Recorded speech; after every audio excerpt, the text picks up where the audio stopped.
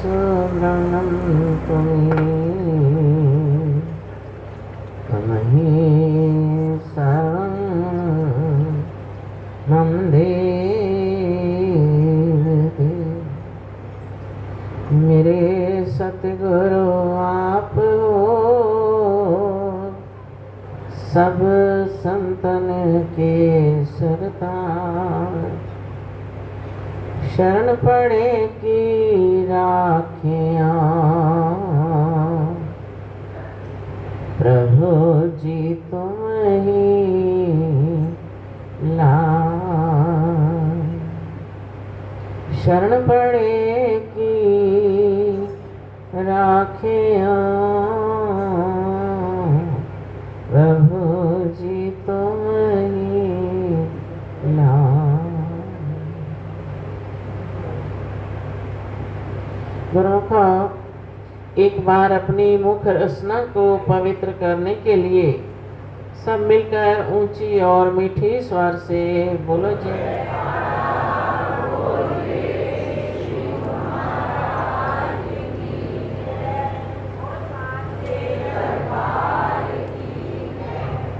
गुरुमुख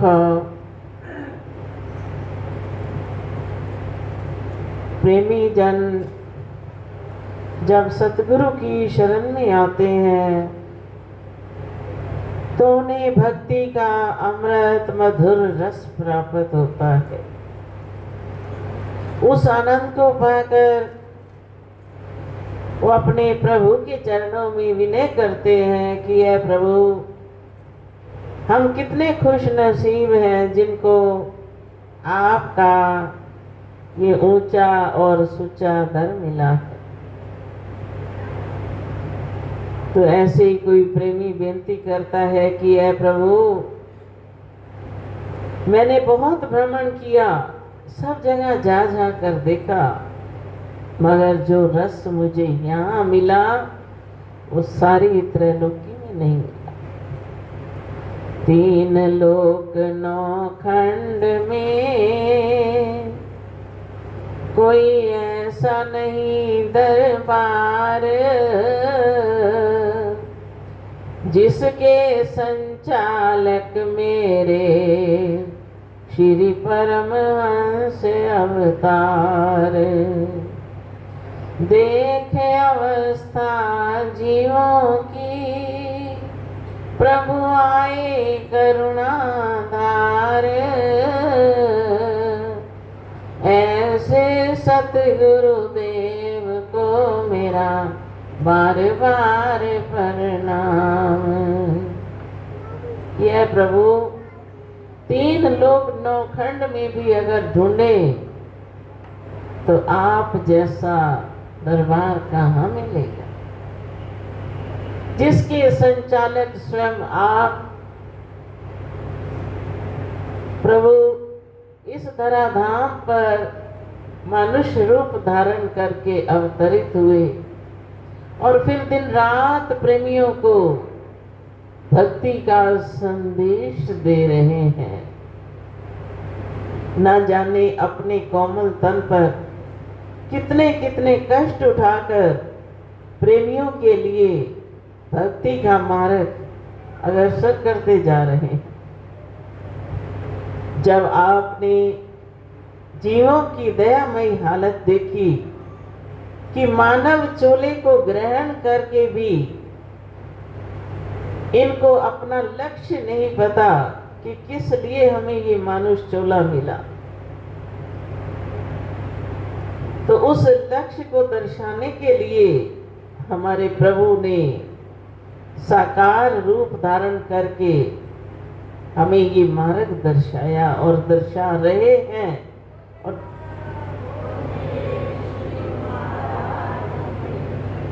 और दिन रात हमें उपदेश देकर, संदेश देकर, कभी कोई संदेश कभी कोई संदेश देकर हमारे जीवन को सफल बना रहे हैं। वो जानते हैं कि इनका भला किस में है, जीवों का कल्याण कैसे हो सकता है। ऐसे प्रभु को बार बार हम प्रणाम करके यही विनय करते हैं कि यह प्रभु, आप हमेशा ही ऐसे हमें ये भक्ति रस पिलाए रखना। फिर देश विदेश में नाम का डंका बजाया। श्री परमहंस दयाल जी जिन्होंने इस दरबार की स्थापना करी, तो उन्होंने फरमाया था कि परमहंस दयाल जी की तो दिन रात आरती पूजा होगी और देश विदेश तक नाम का डंका बजेगा। तो आज हम अपनी आंखों से देख रहे हैं, किसी देश में रोज सुबह उठकर कहीं 6 बजे का टाइम होता है, यहाँ 6 बजे आरती होती है, वहाँ 8 बजे दिन होता है, तो वहाँ उसी वक्त उठते ही आरती करते हैं, वहाँ के 6 बजे होते हैं। 24 घंटे में से कोई समय ऐसा नहीं जब परमहंस दयाल जी की पूजा ना हो रही हो। फिर देश विदेश में जो वचन हुए वो आज हम अपनी आंखों से देख रहे हैं कि किस प्रकार उन वचनों को साकार रूप देकर प्रभु हमें निहाल कर रहे हैं। अभी भी श्री गुरु महाराज जी विदेश कई जगह पर कृपा फरमाई, अभी भी बाहर प्रेमियों को दर्शन दे रहे हैं। तो जब टोरंटो का आश्रम बना, काफी साल हो गए थे बनते हुए, तो श्री गुरु महाराज जी अपनी मौज में आए। सन 1984 में फरमाते हैं श्री आनंदपुर कि इस बार दिवाली का पर्व जो है वो हमने दशहरे पर मनाना है। अब महापुरुषों की मौज गति मति कौन जान सकता है, वो नर रूप में क्या क्या लीलाएं करते हैं। तो दशहरे के त्योहार पर दीपावली भी मनाई गई, फरमाते हमने बाहर जाना है। अब टोरंटो का आश्रम बन चुका था, लेकिन कुछ कार्य शेष था। तो श्री गुरु महाराज जी अपने प्रेमी जनों को लेकर वहां जब कृपा फरमाई, फरमाते हैं कि इस जो रहता है काम, इसको शीघ्रता से पूर्ण करना है। काफी दिन वहां रुके, प्रेमियों को दर्शन दिए और अपनी हजूरी में सेवा करवा के उस कार्य को सारे को संपन्न किया। और फिर 24 अक्टूबर को उसका शुभ उद्घाटन करके बड़ी खुशी और आनंद के साथ झूमते हुए प्रेमियों को वचन भी किए। और यही विनय जो प्रेमी करते थे विनय, तो उनकी भावना को पूरी करने का समय आ गया। तो श्री गुरु महाराज जी ने ना जाने क्या क्या लीलाएं रची और किस प्रकार कहां कहां पहुंचकर वो प्रेमियों को भक्ति का अमृत पिलाते हैं। मगर हमारे कितने ऊंचे भाग हैं कि जिनको हर वक्त दर्शन भी हो रहे हैं। जब प्रेमियों की इच्छा होती है उठकर चल देते हैं कि हमने दर्शन करने जाना है। फिर सत्संग की गंगा दिन रात बह रही है, फिर रोज रोज प्रेमी कर्म कर रहे हैं। तो ये खजाना अलौकिक खजाना है। यही खजाना हमारा आत्मिक खजाना है, जो यहाँ भी काम आने वाला है और लोक परलोक में साथ जाने वाला है। तो क्या जो कर्म हम करते हैं उनका फल, हम कहते हैं भी गुरु महाराज जी जो कर्म हमने किया वो फल आपको ही मिले।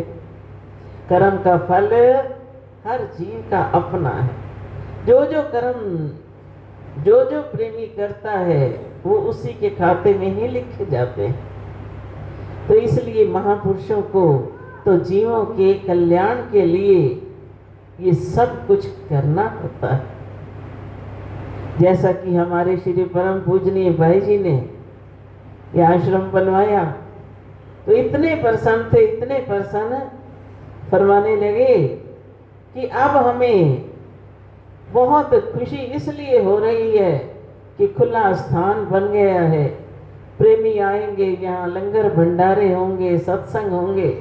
उस वक्त महीने में एक बार होता था भंडारा। फरमाया कि यहाँ नित नित भंडारे होंगे। अब महापुरुषों के वचन तो अटल होते हैं। देखने में छोटे छोटे शब्द, छोटे छोटे वचन होते हैं, लेकिन उनका सार जो है बहुत गहरा होता है। उस वक्त उन्होंने यही वचन किए कि यहाँ नित नित प्रेमी आएंगे, भक्ति और परमार्थ का लाभ उठाएंगे और नित नित यहाँ भंडारे होंगे। अब आप देख ही रहे हो कि उनके वचन कैसे साकार हो रहे हैं। महापुरुष इसीलिए ही संसार में आते हैं कि वो भक्ति और परमार्थ के लिए अपने जीवन कुर्बान कर देते हैं, मगर ये सुखद मार्ग अपने प्रेमियों को देते हैं। जैसे संसार में संसारी लोग दौलत कमाते हैं, जोड़ते भी हैं, खर्च भी करते हैं, मकान बनाते हैं, कई सामान लेते हैं। ये किस लिए है? ये परिवार के लिए, बच्चों के लिए है। अपनी कमाई हुई दौलत उनको देते हैं। तो ऐसे ही महापुरुष जो नाम और भक्ति की कमाई एकत्र करते हैं, वो भी अपने प्यारे प्रेमियों को देते हैं। क्योंकि ये संतान भी दो तरह की होती है। संसार की संतान जो है वो नाद की संतान है, और ये भक्ति की संतान ये शब्द की संतान है, जो शब्द से नाता जुड़ता है। गुरु और शिष्य वचन का नाता, शिष्य सोई जिस वचन पचा। गुरु और सेवक का नाता ही वचन का है, और सच्चा सेवक वही जो वचन का मनन करता है और उस पर अपना जीवन अमली बनाता है, वो ही संसार में आकर पूरा लाभ उठाता है। तो महापुरुष, उनका तो काम ही यही होता है कि जीवों को सत पथ दिखाना, जीवों को हर वक्त प्रेरणा देना। तो नाद की संतान जो है वो संसारियों की संतान है, और जो शब्द की संतान है वो महापुरुषों की संतान है। जैसे आप सब प्रेमी श्री परमहंसदाता दयाल जी की संतान, उनके सेवक भी हो और उनकी संतान भी हो। जितना हित वो हमसे करते हैं उतना माता पिता भी नहीं कर सकते। पिता से माता 100 गुना, सुत से करती प्यार, माता से हरि 100 गुना, हरि से गुरु लखवार। जैसे पिता से छिप छिप कर माँ बच्चे से प्यार करती है कि मेरा बच्चा रूठ ना जाए, इसको किसी बात की दिक्कत ना आए, छिप छिप कर प्यार करती है। माँ से बढ़कर भगवान प्यार करते हैं, जिनको ये पता है कि ये 84 लाख जूनियों के बाद इनको मानव तन मिला है। फिर उससे बढ़कर सतगुरु प्यार करते हैं लाखों गुना, कि वो हमारे जीवन को सफल करने के लिए हमें मार्ग दर्शा देते हैं कि जो रूहें अब मनुष्य तन में आई, ये दोबारा 84 में ना भटकें, इनका जन्म सफल हो, 84 के चक्कर से निकलकर इनको मालिक के चरणों में ही निवास मिले। फिर भक्ति कैसे करेंगे? जब मनुष्य जन्म में आएंगे, किसी और जोनी में जाकर तो हो नहीं सकती। तो जिसको भक्ति की ख्वाहिश होती है वो ही परम पिता परमात्मा के चरणों में विनय करता है। जैसे वाणी में भी लिखा है कि गुरु सेवा ते भक्ति कमाई, तब ए मानुष देही पाई, इस देही को सिमरह देव, ये देही भज हर की से, भजो गोविंद भूल मत जाओ, मानुष जन्म का एही लाओ। महापुरुषों ने अपनी वाणियों में निचोड़ निकाल कर लिखे ग्रंथों के कि जिस वक्त हमारी जीवात्मा अनेकों जोनियों में दुख उठा रही थी, तो इसने परम पिता परमात्मा के आगे विनती करी कि प्रभु अब इन बंधनों से छुड़ाकर मुझे अपनी प्यारी भक्ति बख्शो।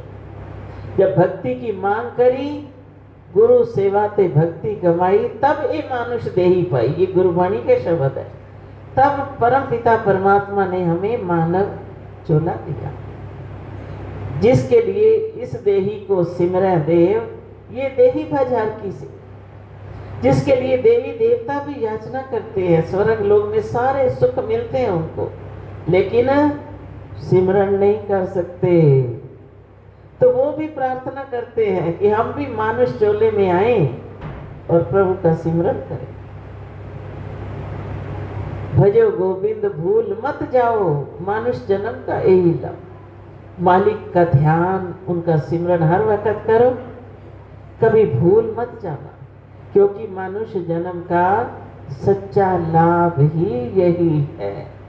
तो इसी लाभ को देने के लिए महापुरुष संसार में आते हैं।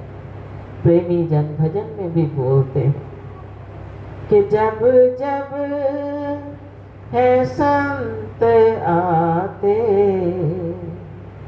दुनिया को है जगाते, जागो हुआ सवेरा, जागो हुआ। जब जब है संत आते, दुनिया को है जगाते, जागो हुआ सवेरा, जागो हुआ सवेरा।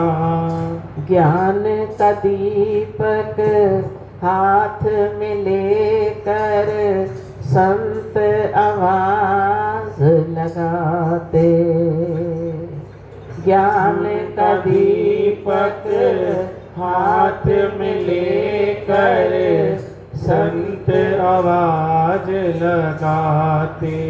मोह माया की नींद को त्यागो, हर पल यही समझाते।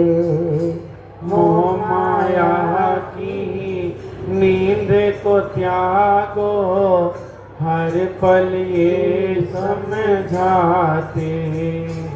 यूं ही वक़्त न जाए भी, यूं ही वक़्त न जाए भी, मेरे सतगुरु हैं सच्चे मीत, मेरे सतगुरु हैं सच्चे मीत। जागो हुआ सवेरा, जागो हुआ सवेरा। जब जब भी महापुरुष आते हैं जीवों को जगाने के लिए कि जागो, अब ये जागने का समय है। अगर मनुष्य जन्म में आकर भी ना जागे तो फिर कब जाएंगे? बड़ा सुनहरी अवसर है, सवेरा हो गया है, जाग जाओ और अपने काम में लग जाओ। वो किस लिए जगाते हैं? इस नींद से नहीं कि हम रात्रि को सोए तो जगाते हैं। वो संसार से हमारे रुख को मोड़कर भक्ति पथ पर लगाते हैं, इसको जागना कहते हैं। तो आप सब जागे हुए हो, सोए हुए नहीं।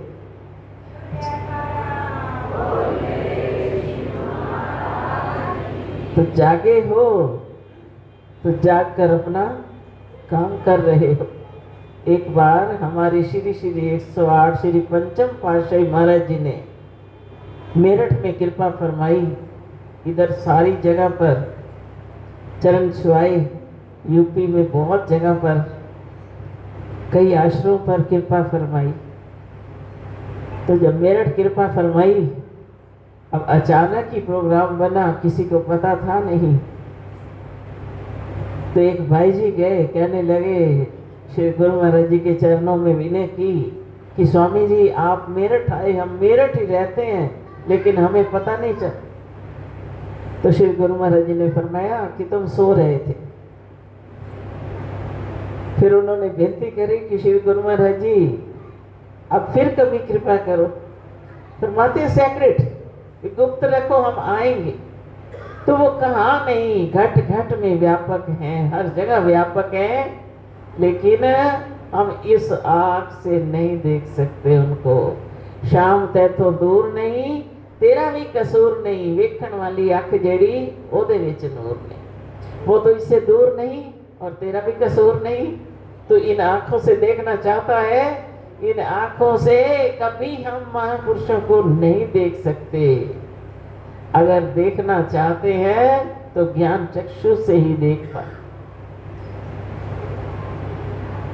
श्याम तेथों दूर नहीं, तेरा भी कसूर नहीं, तेरा कोई कसूर नहीं। देखने वाली आंख चाहिए, वो मिलेगी कहाँ से? ज्ञान अंजन गुरु दिया, गुरु के चरणों में जाकर ही वो ज्ञान की रोशनी मिलेगी, ज्ञान चक्षु खुलेंगे। जब वो हमारे ज्ञान चक्षु खोल देंगे तो सहजे ही हम अपने प्रभु को पहचानेंगे और उनके चरणों में ऐसी लिव लगेगी कि जन्म जन्मांतर तक वो हमारे साथ रहेंगे और हम उनके चरणों में बैठकर भक्ति का अमृत रस पान करेंगे। बोले जयकार।